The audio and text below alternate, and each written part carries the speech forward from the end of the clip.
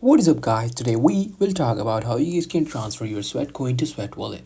Well, the process for that is pretty simple. For that, you need to open up your Sweatcoin app.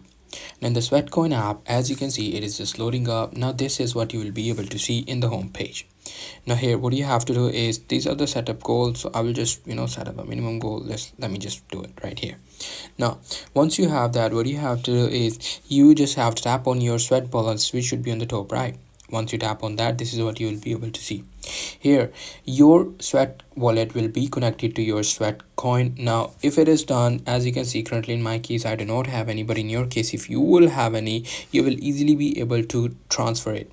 So transferring it is not pretty difficult. Whenever you will get like 10k or 3k steps, it will automatically be transferred to your sweat wallet. If you want to access your sweat wallet, just tap on that and it will open up the sweat wallet app, and you'll be able to see all of your balance which is in your sweat wallet. So that's pretty much it. That's how you guys can do it. Hope you guys find this video helpful.